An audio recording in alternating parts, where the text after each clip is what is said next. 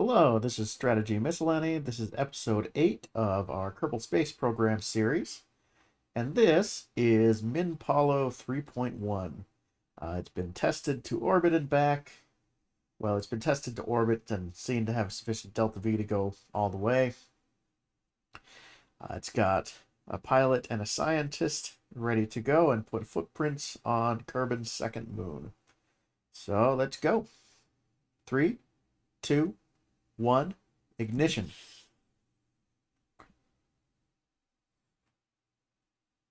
Beautiful day today for a launch.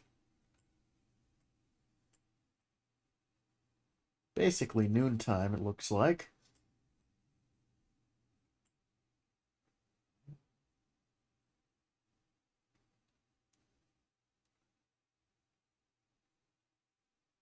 And we're up to about 1,000 meters. Let's start turning the rocket sideways a little bit here, starting our turn.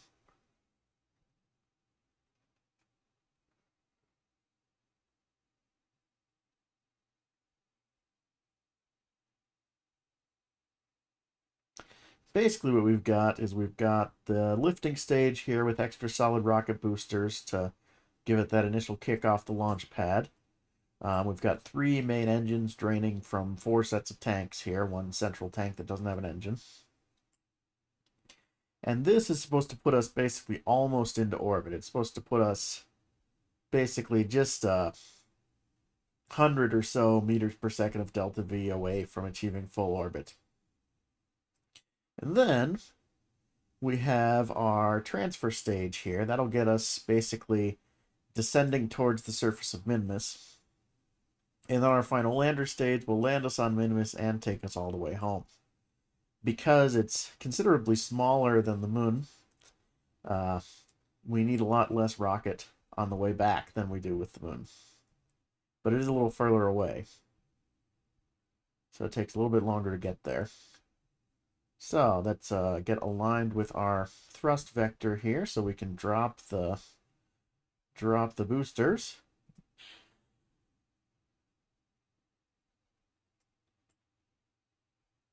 And we're getting mostly out of the atmosphere.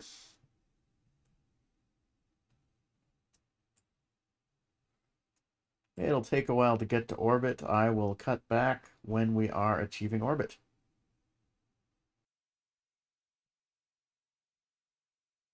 So we've coasted a little bit to apoapse, and now we are just, as you can see, bringing our periapsis up above ground level.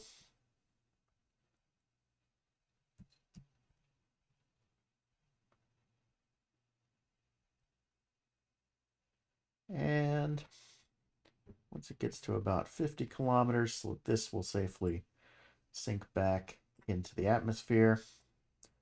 We can now detach the next stage and accelerate forwards to achieve orbit.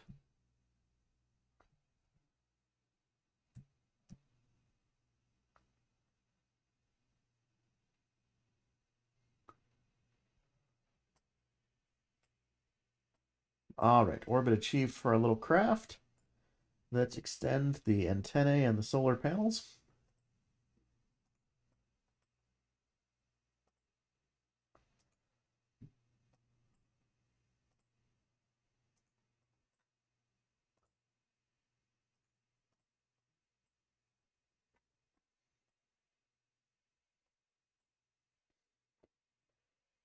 And solar's up, communications up. It's time to plot our course to Minmus.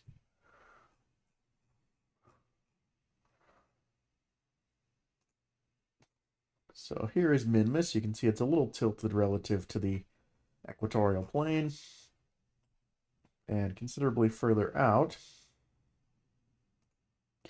But I think if we burn about here, we'll have to orient a little bit vertically too, but this should be a good start.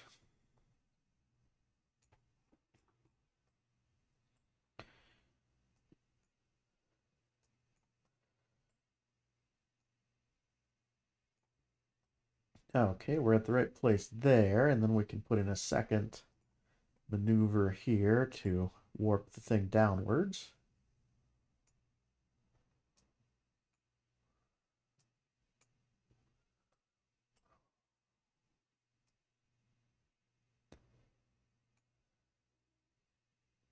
All right, now we just have to do a little bit of adjustment here.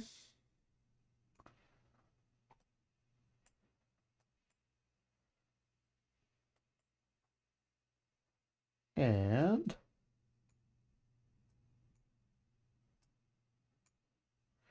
we will fine tune it a little bit more, but now we should be ready to go there.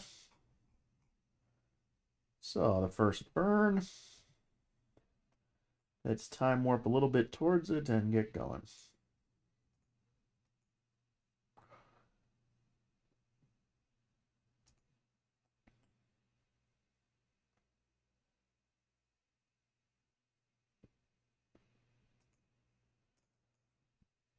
All right.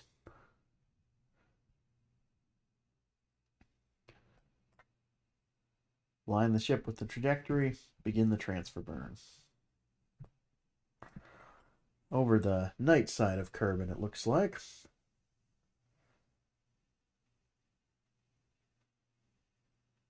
I gotta say, even though they're not, the best quality, the clouds really do make it look better.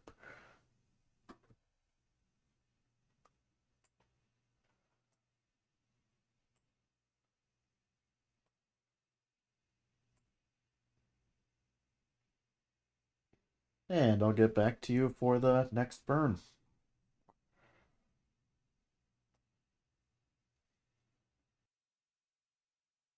So you can see us here drifting away from Kerbin, heading towards our course correction burn point, which will reach in about a day, it looks like. Now, to be fair, this is a Kerbin day, which is about 6 hours.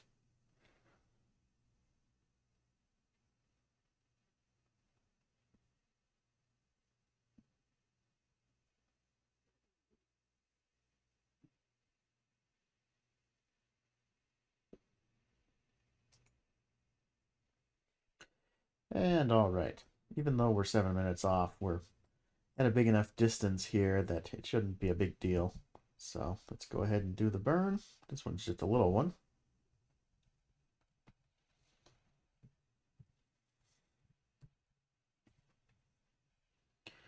And then when we approach Minmus's sphere of influence, we can do another minor correction burn to make sure it all looks good.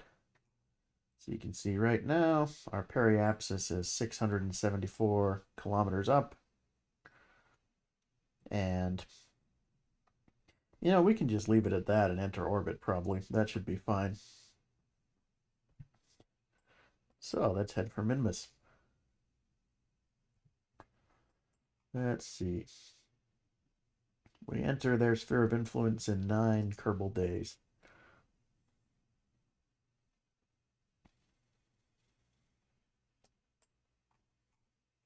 You can see our polar research station is still plinking little bits of science for us. And here we are approaching Minmus. You can see we've developed a radio connection with our probe that we landed there earlier. Trying to see if we can see it. There's the moon and Kerbin looking very nice. There's Minmus, the little green dot there, slowly growing in our vision. Yeah, we are about to enter its sphere.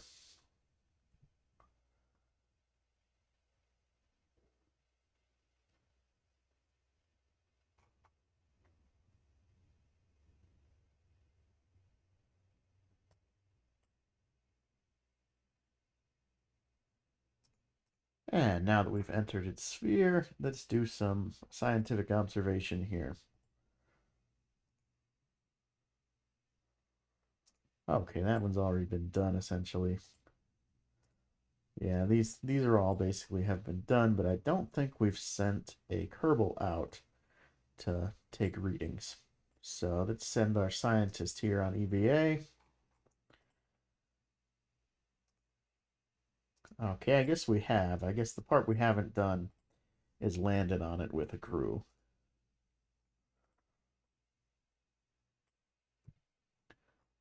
So let's get ready for an orbital insertion here at periapsis. We can wrap around. As you can see, it doesn't take that much delta V because the planet is, or the moon is so small. Go ahead and bring it into a low-level orbit over the place. And then we can shrink the other side of the orbit and start looking at a place to land. So we're warping to the node.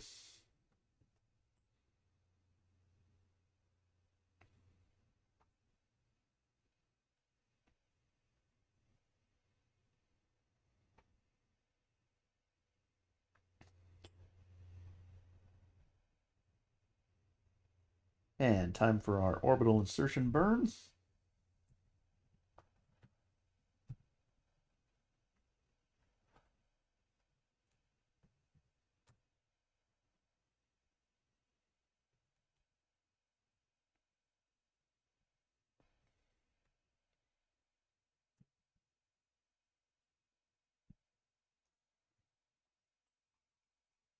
All right, next step in 3 hours is a circularization burn.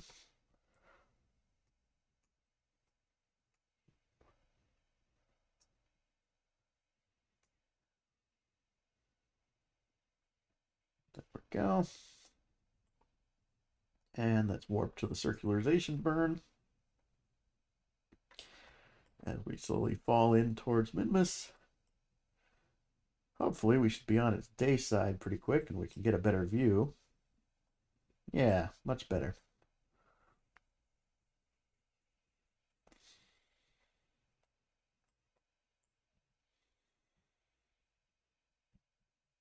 Now we just circularize. Carefully a little bit. Burns are getting smaller. All right, orbit is circularized. Let's see if we've done the close-in science with a crew yet. That doesn't look like we have. So, oh, okay, we're on the dark side of Minmus, so we can't actually transmit the data. But we can store it in that container there. So we might as well just do that.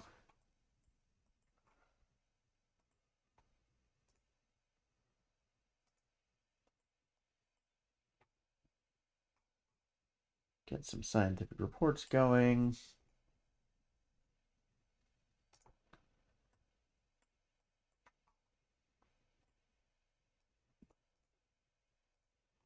Pressure and temperature readings.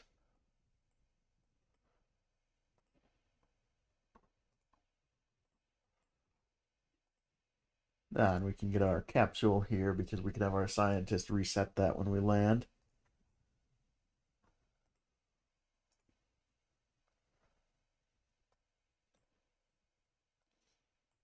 All right, so where do we want to land our spacecraft? You know, why not over these highlands here? I don't think we've landed on a highland point before. That could be interesting. Somewhere like that. That looks real nice. And we should basically be able to use the transfer stage for almost all of the descent. And then send it crashing down and land with our landing and return stage. So here we go.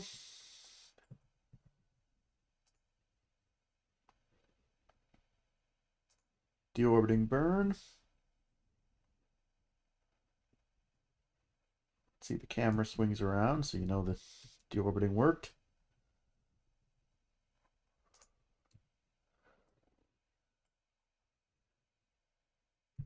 And onwards we go.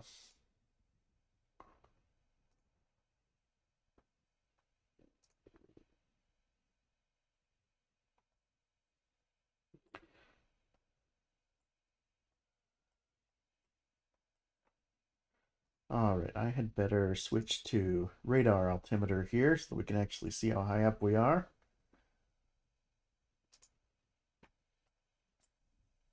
And I think it's time for a deceleration burn here.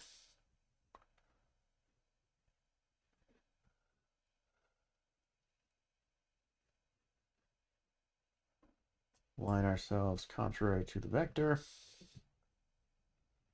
And slow us down a bit. And let's start thinking relative to the surface.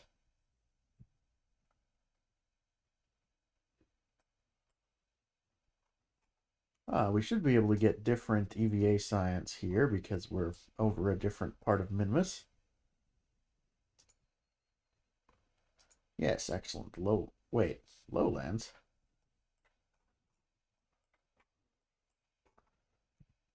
Well, let's see what happens if I collect that, if it's the same thing or not. Yeah, okay. Odd. I wouldn't call this a lowlands area. It's like 5,000 meters high.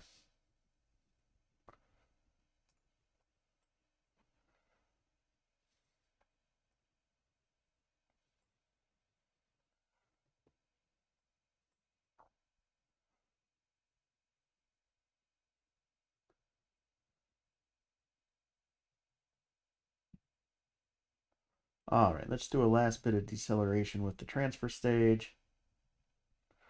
And then let's detach the transfer stage. Extend the landing gear.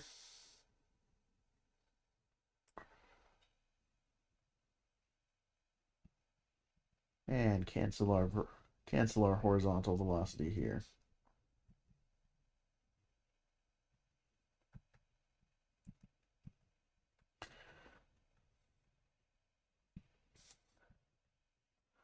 All right, we're 3,000 meters up and falling straight down.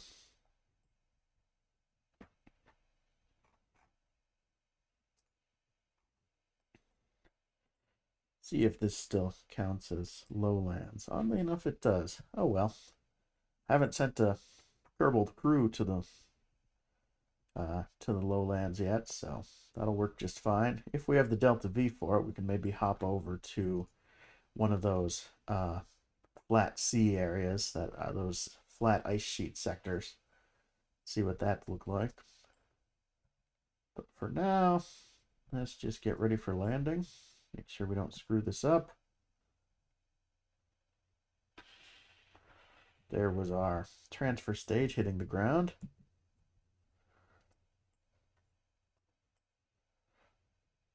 And we should have over 1,800 meters per second of delta V for the return home.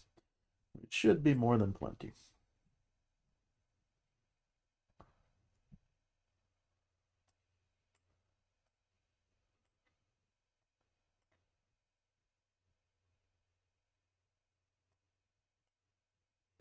And in a pinch, we have these RCS thrusters too. We could use those for maybe another 50 meters per second of delta V or so if we really needed to.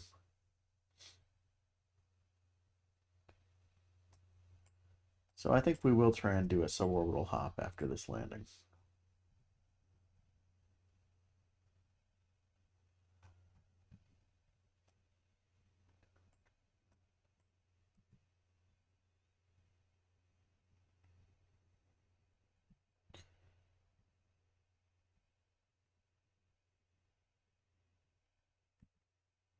Now, in the real world, most rocket engines do not have that kind of feathered touch that you need for landings. The lunar lander for Apollo had specifically designed engines that could throttle down that much, but most really can't.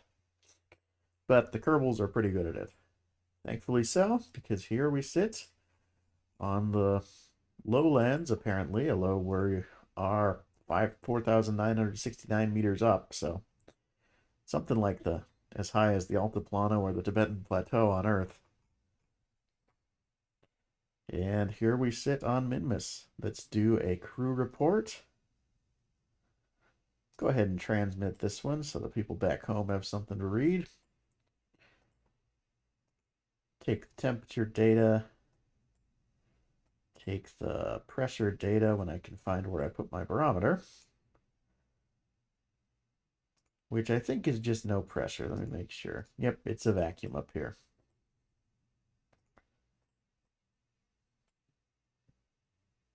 All right, let's let our pilot get out and plant the flag.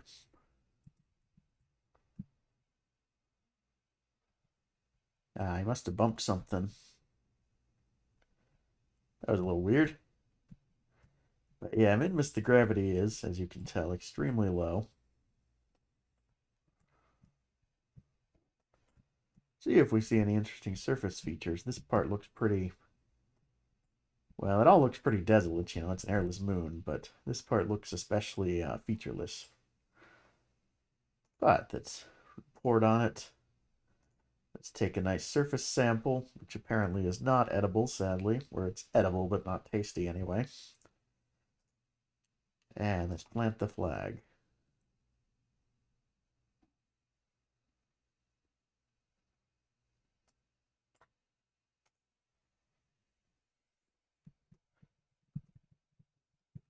Call this one the green dot.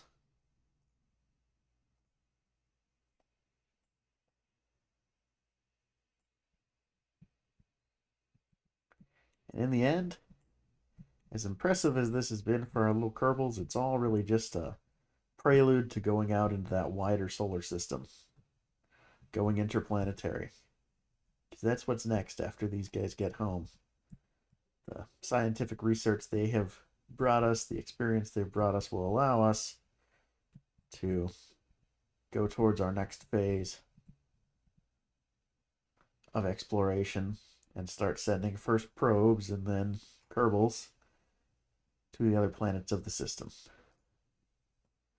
So our scientist has to get out. He deserves a chance to walk around. Also, he has a job to do. Where did I put that canister there? He has to reset it.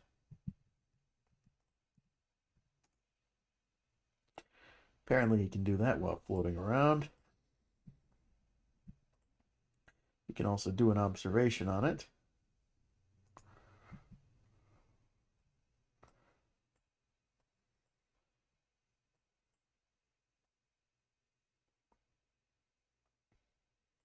And get a nice shot for the folks back home.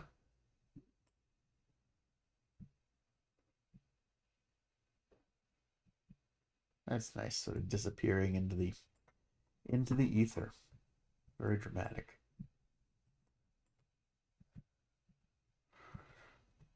All right, let's see where we can make a second landing.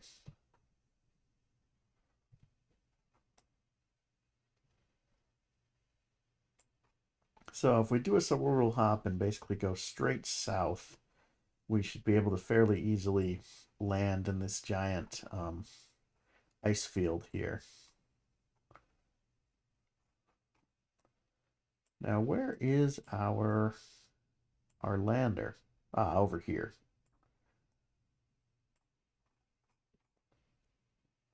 That's our automated lander.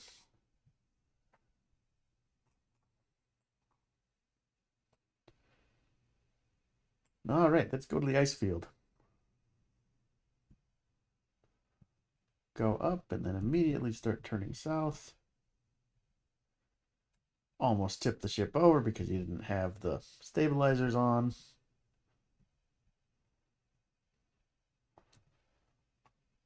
Okay, I guess we're going to need a little more velocity than that.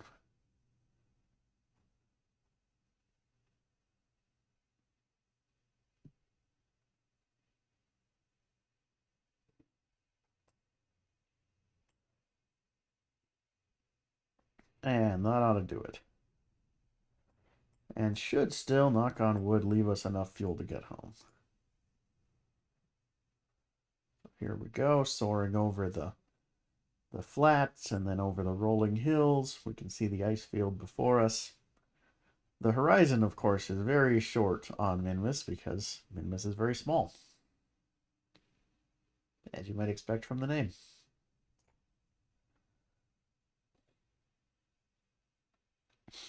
All right, maybe take another 200 Delta V to land here, which should leave us 1,500 for the trip home. That should be plenty. I keep saying that, and it's probably a bad idea to say that, but I think it should be plenty.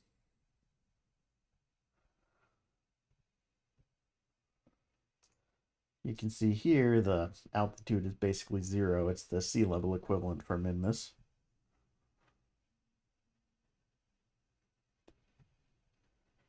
And we decelerate.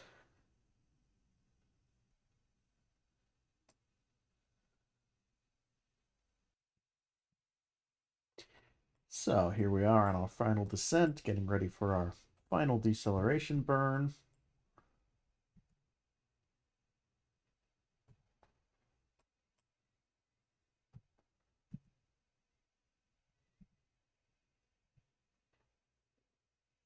And touchdown. From the Greater Flats. Excellent.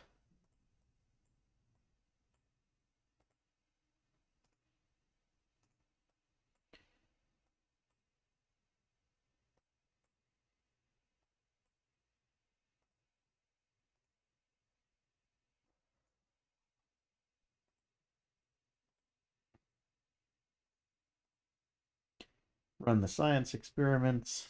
We'll let our scientists get out to take a surface sample.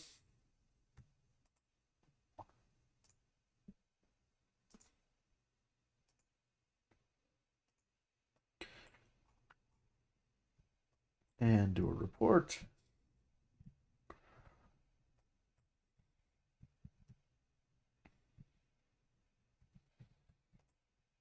And restore the containment unit here.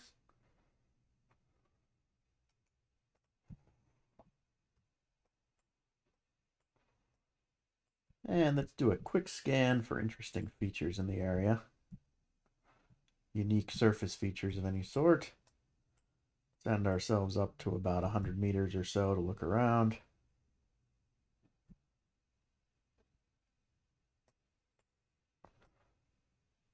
Okay. Looks like nothing special in the nearby area. That's okay. Let's get going back home.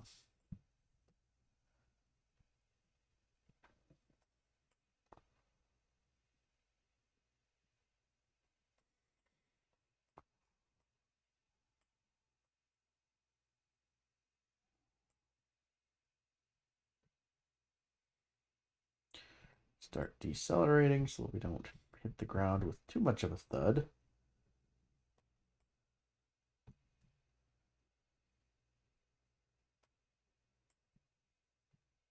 And let's go home to the ship.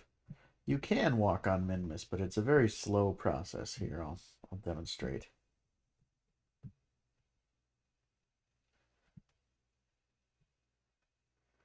You can see he sort of, well, not sort of, he really bounds. I think the gravity on Minmus is like 1/20th of a gravity or something like that. It's extremely low. So it's really more practical to jetpack about. Usually jetpacks and practical are not in the same sentence, but oh, that's the wonders of space travel.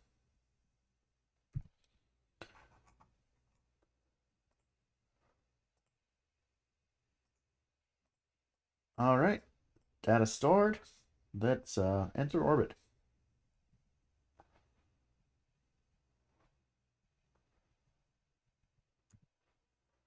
Go ahead and retract the landing gear.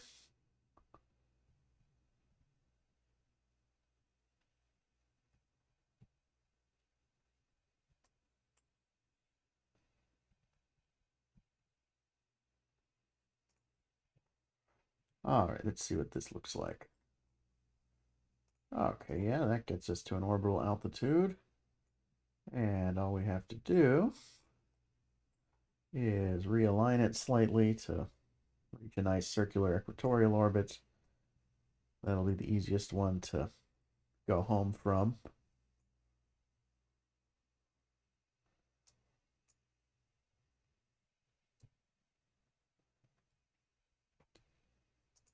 And skip ahead 7 minutes as we rise over the Greater Flats.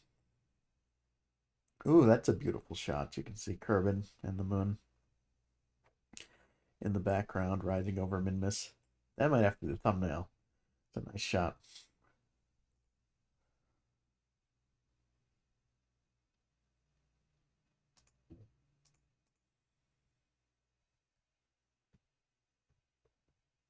So, circularization.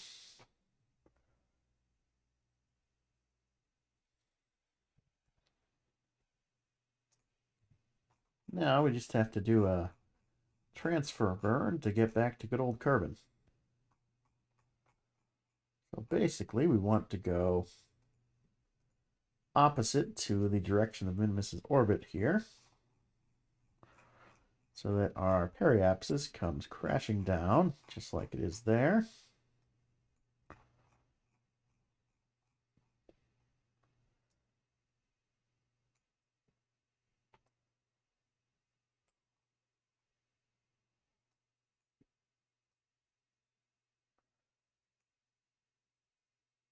And set the periapsis to somewhere within the atmosphere of Kerbin.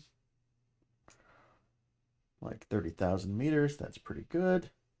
We should have plenty of delta V left to decelerate so that our orbital reentry, or our reentry to Kerbin, isn't too extreme, too. So let's warp to the next node. Nice little jaunt around Minmus. You know, if I wanted to, I could really min-max the science. I could try and make sure I get every single biome, but I don't think it's necessary in this case. We should have enough science to reasonably well go interplanetary after this. Once you go interplanetary, it's not too hard to max out the whole tree.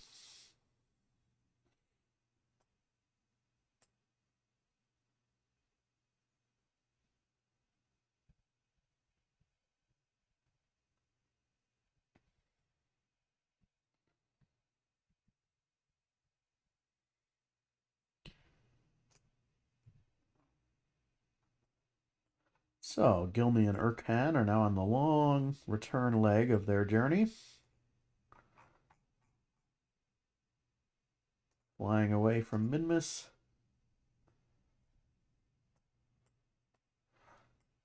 Watching it fade back to a little dot in the rear of their spacecraft.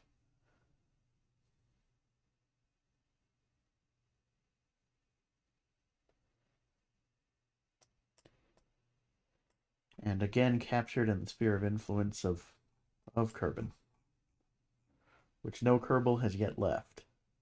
Yet. That will soon change. And slowly sliding down the gravity well here.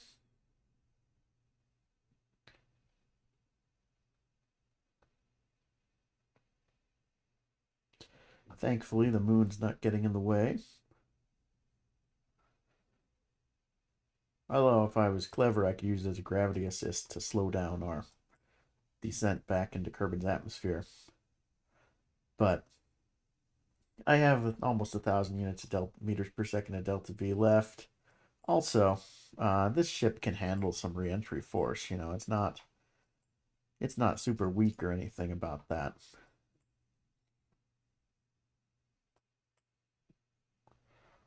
Be nice if we could land in the day, though. I wonder.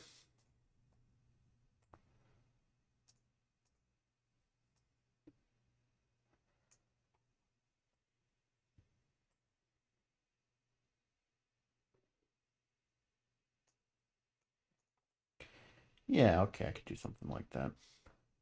All right, so first I need to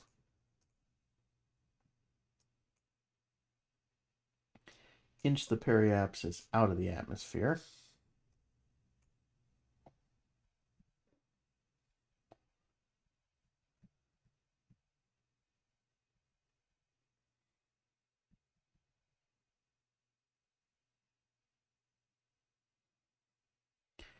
All right, got the periapsis up at 108 clicks.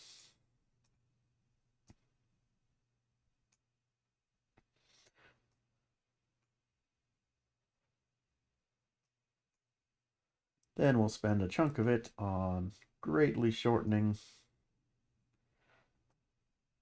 or greatly circularizing our orbit.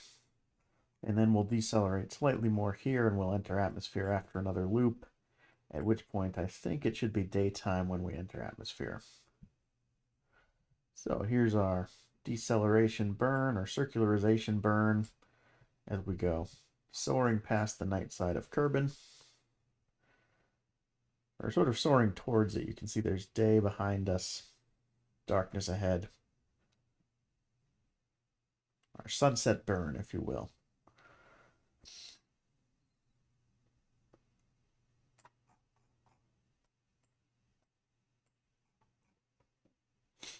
And the good news is these solar panels and antennae are retractable, so hopefully they won't blow off in the atmosphere, and we can have a much more relaxed descent than one where things are blowing up on the ship all the time.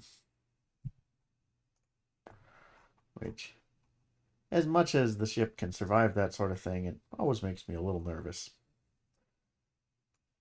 pieces of the ship start exploding as you're going through the atmosphere. All right, let's go up to our next point, around the loop.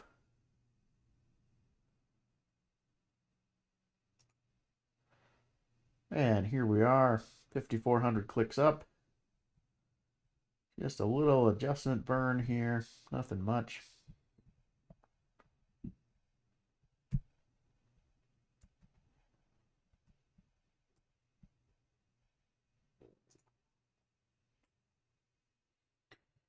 All right, and back down we go.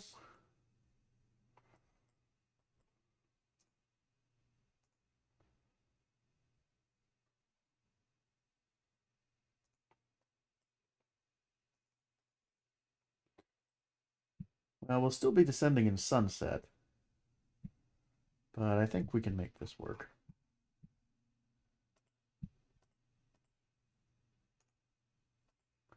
All right, batten down the hatches. We're entering atmosphere soon.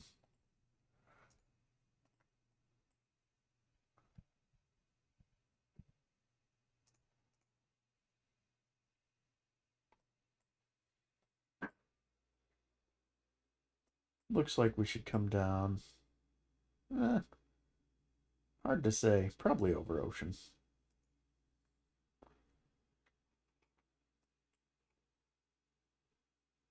All right, time for a deceleration burn as we enter atmosphere. Try and keep the periapsis roughly in the same place as we decelerate.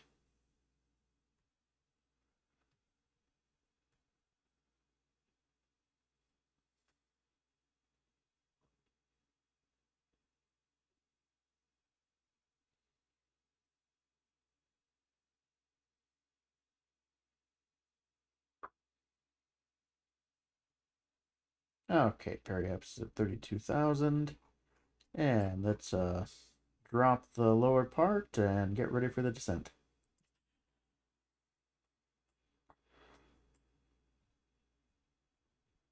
At some point, I'm going to have to try and build some ships that return more home than just the capsule. I haven't really done that much work with reusable rockets in Kerbal. Mostly because it's kind of a pain to control the stages if you have separate stages that you recover separately.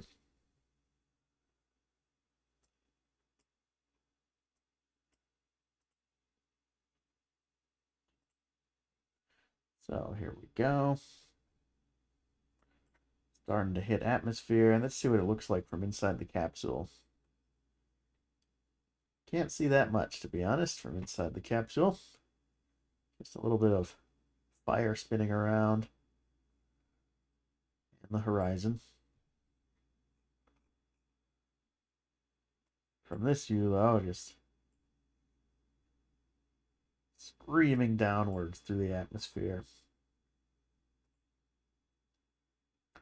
We have lost 1/3. Well, now we've lost 1/3 of our ablator. Hopefully, we brought enough. Fingers crossed. Good news is we're starting to hit the thicker part of the atmosphere, and that starts to slow you down pretty darn quick.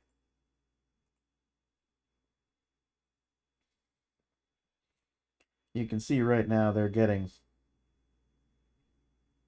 about 2.5 Gs, approaching 3. We are decelerating pretty rapidly. Unfortunately, we are still coming down at night. My brilliant scheme on that did not work.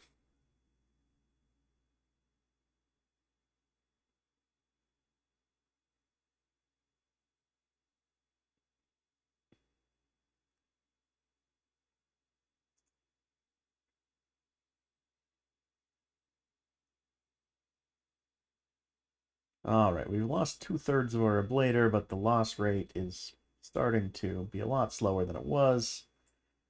And we're starting to really get down there in speed where it's not going to be such a problem. I think we're going to be fine on ablator, thankfully.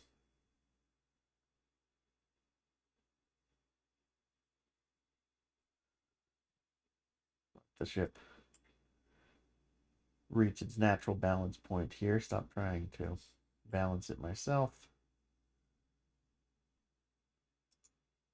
Okay, looks like we are over water. The radar versus sea level altitude measurements are the same. So it'll be a splashdown. And we're getting close to the altitude where if we want to, we can deploy our parachutes. Little early for that yet. Accelerate time a little bit as we come down.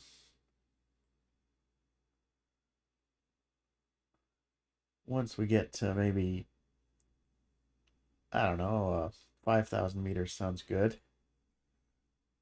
We'll deploy the chutes.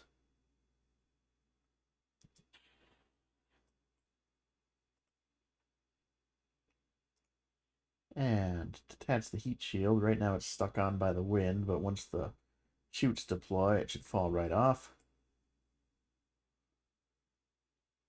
And they deploy at 1,000 meters up, as I recall.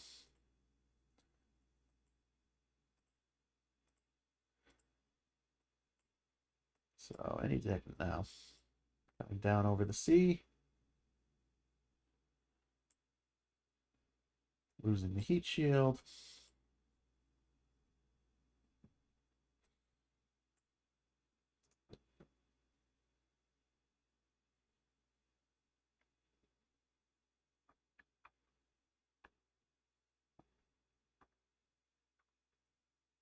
Accelerate time a little bit as we come down near the coast of whichever continent that is.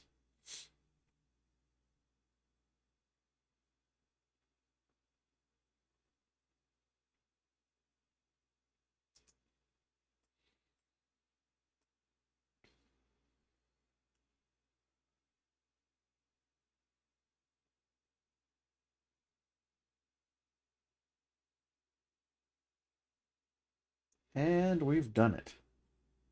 Gilmy and Erkan are heroes of the Kerbal people. Let's recover the vessel. So with that, we've earned 901 science. These two are now level 2. And let's do a little bit more R&D. So what do we need? I would like to have these little precision parts. They're useful for a lot of things. Get those. Let's see. This is how you get the good RCS tanks. We could use those.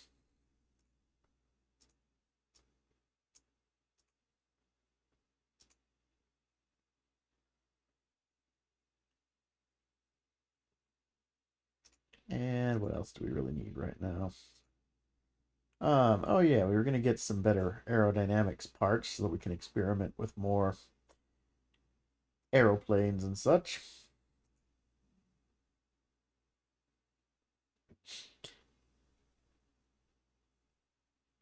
Yeah, it could definitely be fun to try and build a helicopter. I don't think I've ever built a successful helicopter in Kerbal Space Program. You know, before they had specific helicopter parts, people would come up with these bizarre ways to build them out of stock parts that were sometimes successful, but always hilarious, I would say.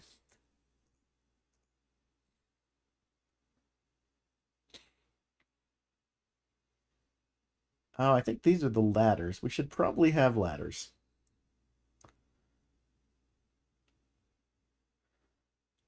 Oh, yeah, and the Space Science Processing Lab. We can build sort of a Skylab type thing.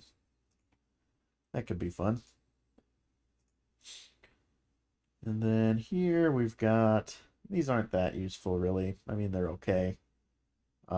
We didn't save enough to get any of the higher level stuff, so no nuclear engines yet. We'll get there. We'll start building some nuclear rockets because they've got a specific impulse in space of 800, which is twice as good as anything else out here. And so can really let you actually get some decent interplanetary vehicles going without having to build them spectacularly large and with a trillion stages.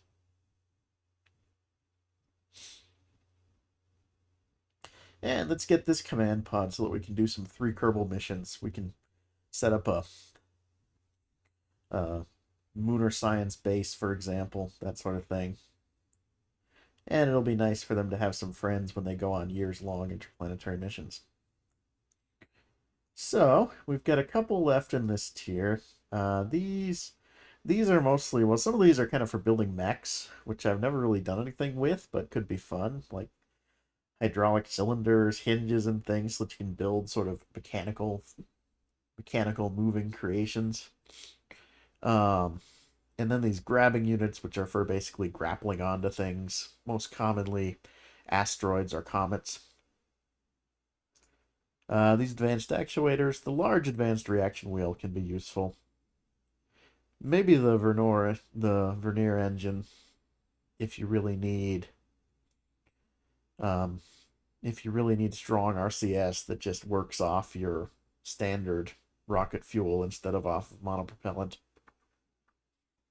For now, let me look at the alignment of the planets.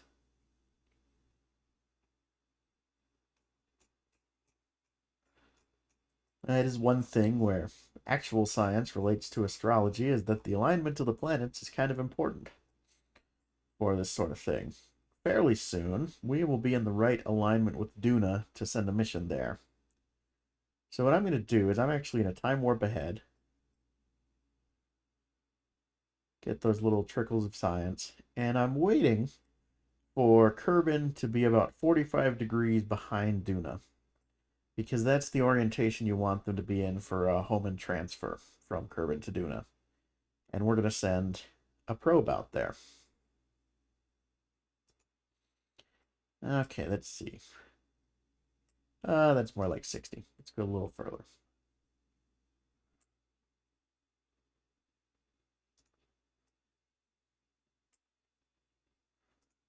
Okay, that looks pretty good. Now, I know that that is the proper distance. Well, at this point, just because I've memorized that one. But for two reasons. There's an online calculator that I've used that is quite helpful for calculating transfer angles. And also, I did learn to do the math myself the hard way, and I've done it a couple times just to prove I can do it. Normally, I just use the online calculator, but I understand at least well enough to do it, if not understand the whole theory behind it. The mathematics of why you go here, so that you'll end up going around your Hohmann transfer and meeting up with Duna, basically 180 degrees away from where you started. For planets closer to the sun than you want them to actually be ahead of you, or sorry, behind you. So Eve would be a little bit behind, Moho is way behind. And then as you head out, it sort of asymptotically approaches 117 degrees, something like that. So going to Dress is like 95 degrees, and Jewel is like 100 degrees or 105. And Elu at its outer orbit is like 110 or 112. And if we had a bunch of outer planets, they would be asymptotically approaching 117. And if you start getting stuff really close into the sun, or if you're, say, coming back from Elu all the way back to Kerbin, because this inner orbit spins so much while this one's going around, you can end up with kind of a random transfer angle, really. And you just have to do the calculation. So, what I'm going to do is call the episode here, and I'm going to next time design an interplanetary probe for orbiting Duna, and hopefully also putting a lander on its surface. So we'll have a little lander probe, and then the orbiting probe around Duna, and that'll be our plan. Now, because I don't have any of the really high-end antennae yet, I probably will have to put a lot of little antenna on it. But that's okay. And yeah, next time we go interplanetary. Now, we'll probably be doing interplanetary probes a bit before we're sending any Kerbals out there. But we'll get there too. Thank you very much for watching, and have a great day.